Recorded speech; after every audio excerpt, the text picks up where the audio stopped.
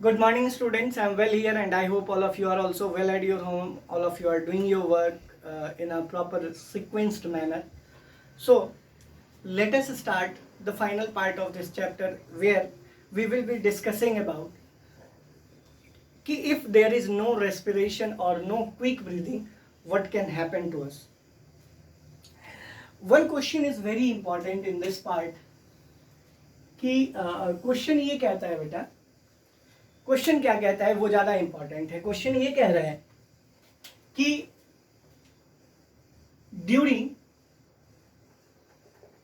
Exercise, कुछ चीजों को हम रेस्पिरेशन के थ्रू समझने की कोशिश करेंगे. During exercise our breathing generally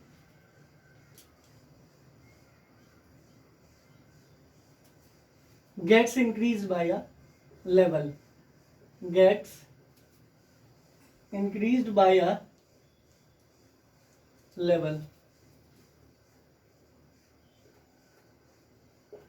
कोई डाउट नहीं है. अब हम क्या कहेंगे, एक्सरसाइज के दौरान जब हम कोई एक्सरसाइज कर रहे होते हैं या मान लीजिए दौड़ रहे होते हैं, कोई कसरत कर रहे होते हैं, उस समय जनरली जो है वो हमारी सांसें बहुत तेज चल रही होती हैं. ऐसा क्यों होता है?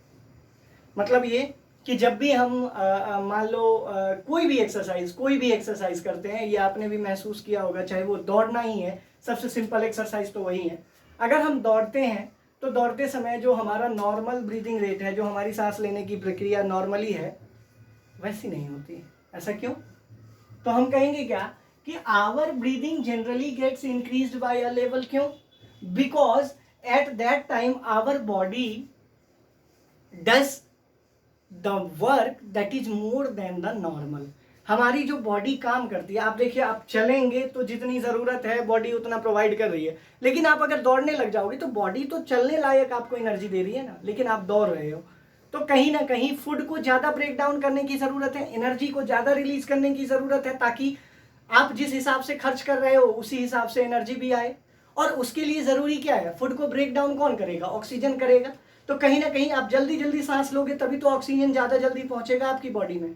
आई होप आपको समझ में आ रहा होगा मैं क्या कह रहा हूँ. मैं ये कह रहा हूँ कि हम नॉर्मली अगर कोई काम करते हैं तो बॉडी उस हिसाब से तो एनर्जी दे ही रही होती है, बॉडी का तो नॉर्मल रेट चल ही रहा होता है. लेकिन अगर हम ज़रूरत से ज़्यादा काम करते हैं तो उस समय क्या होता है कि जो हमारी बॉडी है उसको ज़रूरत से ज़्यादा एनर्जी प्रोवाइड करना पड़ता है, और एनर्जी प्रोवाइड करने के लिए फूड को ब्रेक डाउन करने की ज़रूरत है.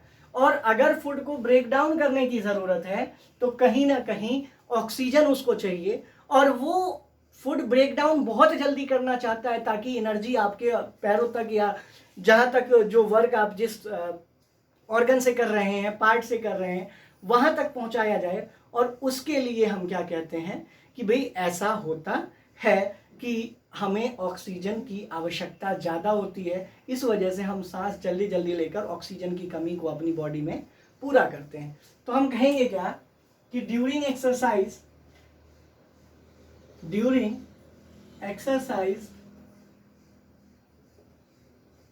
Our body does more work in comparison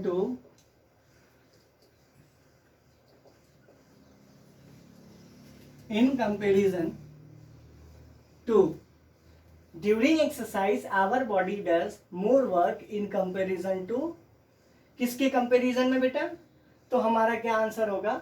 during exercise our body does more work. ठीक है क्या? More work in comparison to क्या? तो हम कहेंगे कि in comparison to the normal work. Clear है? During exercise our body does more work in comparison to the normal work. Normal work जो है वो हमारी बॉडी ज़रूरत से, अगर हम बात करें, our body does more work, ज़्यादा वर्क करता है नॉर्मल से. So more amount of oxygen oxygen is needed by the body to break down the food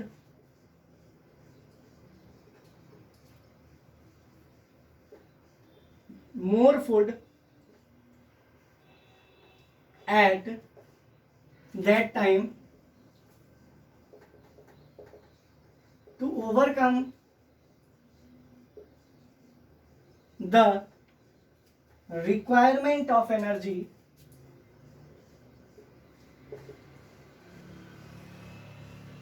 in our body.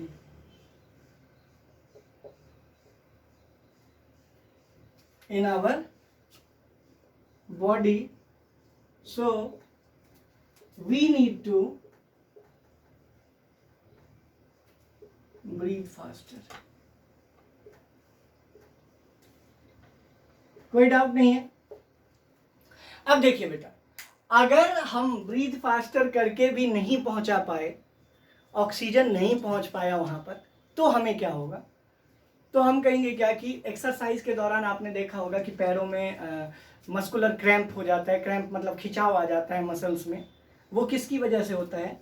वो एक्यूमुलेशन ऑफ लैक्टिक एसिड की वजह से होता है। चूंकि हमारी जो बॉडी की एनर्जी है वो वहां तक नहीं पहुंच पाती, तो क्या होता है कि एनर्जी ना मिलने की वजह से मांसपेशियों में क्या हो जाता है? खिंचाव आ जाता है। समझ में आ गई बात? अगर हम यहां पर ये कह दें, why do we get a muscular cramp while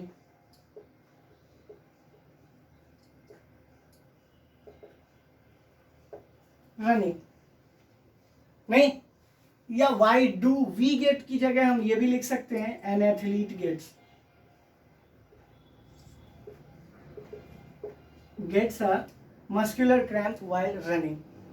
तो इसके लिए हम क्या कहेंगे? Due to accumulation of lactic acid, due to accumulation of lactic acid in our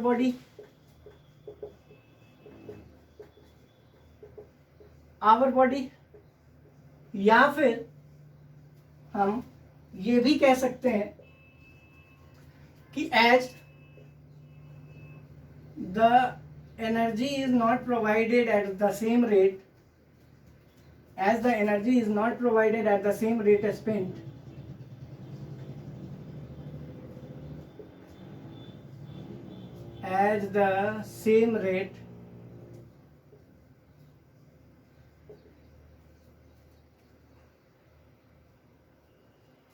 as the same rate at which it is spent,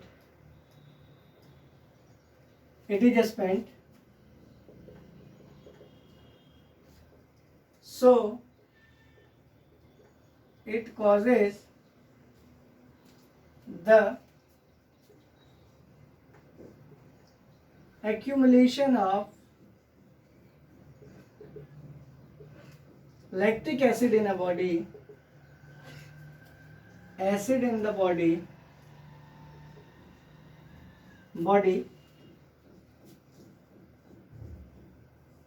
due to lack of oxygen,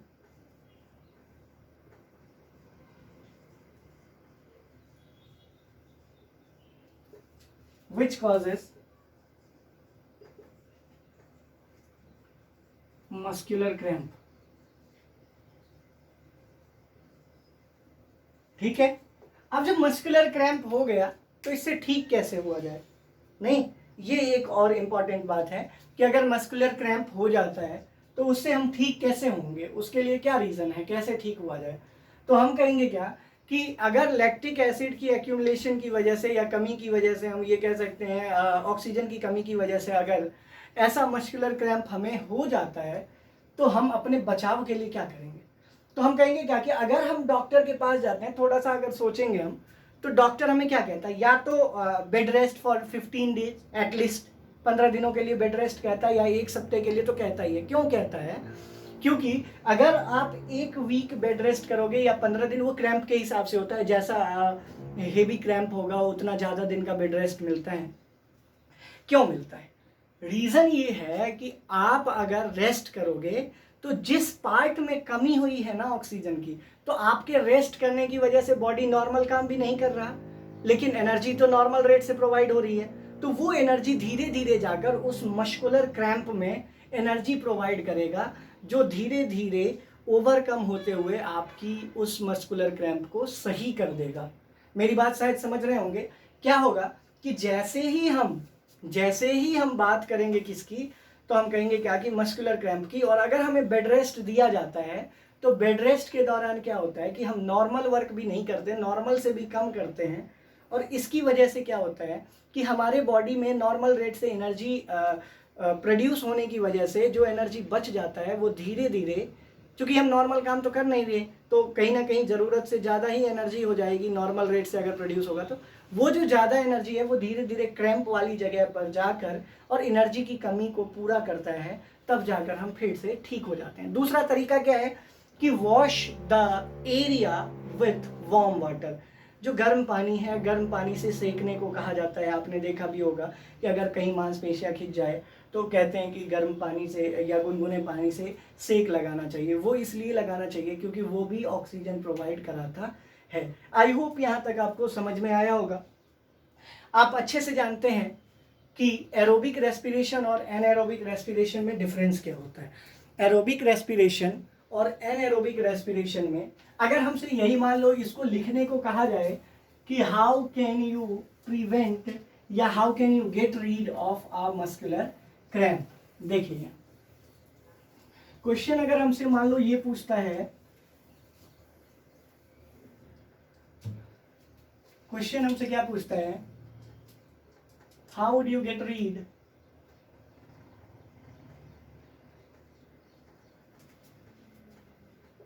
read of muscular cramp.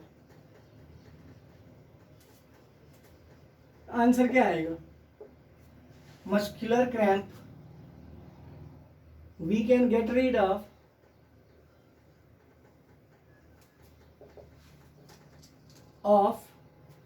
muscular cramp in the following ways.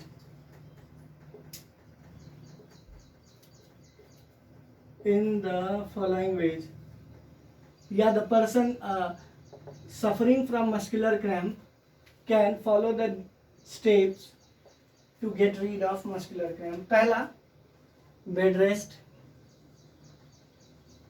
मतलब ये the individual suffering from muscular cramp, चाहे हम हैं, आप हैं या कोई athlete है, तो जो मस्कुलर क्रैम्प से सफ़र कर रहा है उसके लिए सबसे ज़रूरी बात क्या हो जाती है कि उसको बेड रेस्ट लेना चाहिए। The person must go through, the person suffering from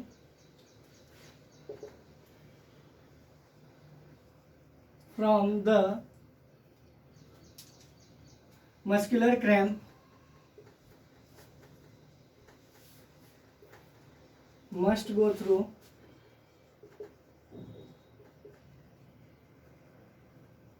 the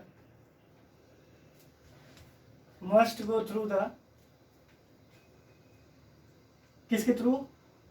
bed rest, या गो थ्रू की जगह हम टेक द बेड रेस्ट भी लिख सकते हैं। क्लियर है? दूसरा, drinking more and more water,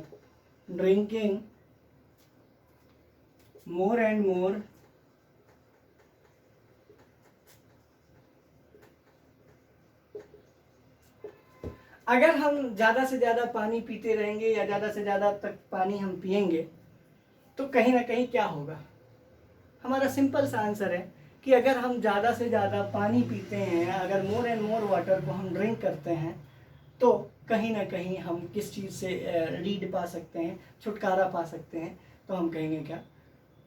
muscular cramp से, क्योंकि वाटर H2O से होता है। वाटर का फॉर्मूला है H2O, तो कहीं ना कहीं ऑक्सीजन की मात्रा इसमें होती है। तो जितना ज़्यादा हम पानी पिएंगे वो मस्कुलर क्रैम्प के डेंजर को उतना ही कम करता चला जाएगा। तीसरा क्या है बेटा? तो जो अभी आपको मैंने बताया, क्या बताया था अभी कि washing the cramped area by lukewarm water,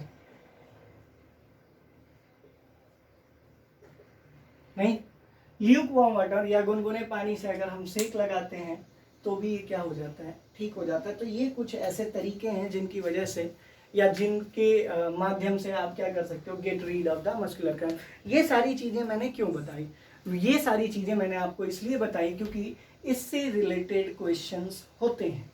clear है? इससे रिलेटेड होता है कि मस्कुलर क्रैम्प क्यों होता है, कैसे होता है, किसकी कमी से होता है। तो ये सारी चीज़ें आपको मिल गई हैं। अब नेक्स्ट और last part, differentiate between aerobic respiration and anaerobic respiration, और दोनों में सिमिलरिटी क्या है। सिमिलरिटी की अगर हम बात करें, अगर हम सिमिलरिटी की बात करें किस में, एरोबिक और एनएरोबिक रेस्पिरेशन में, सिमिलरिटी किस में, aerobic and anaerobic respiration.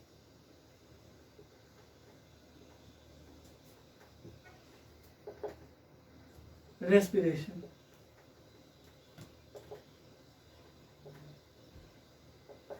Aerobic और एनएरोबिक रेस्पिरेशन के बीच में सिमिलरिटी क्या है। देखो यहां पर अगर हम सिमिलरिटी की बात करते हैं बेटा, तो सिमिलरिटी क्या है, both aerobic and anaerobic respiration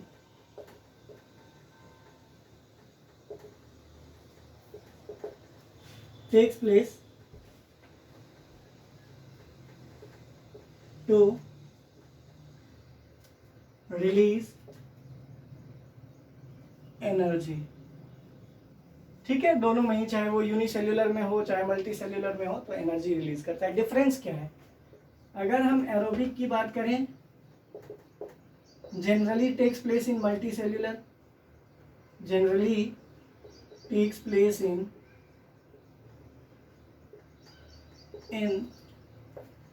multicellular organism,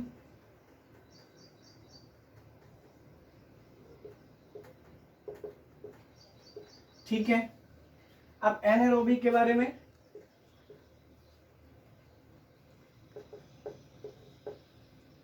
इसके बारे में क्या कहेंगे, जनरली टेक्स प्लेस इन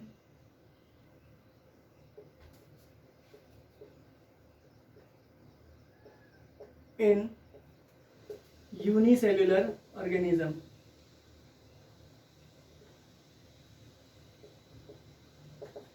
ठीक है। दूसरी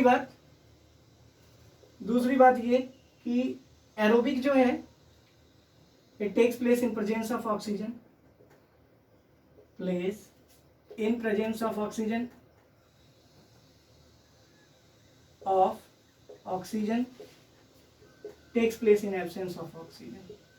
takes place in absence of oxygen,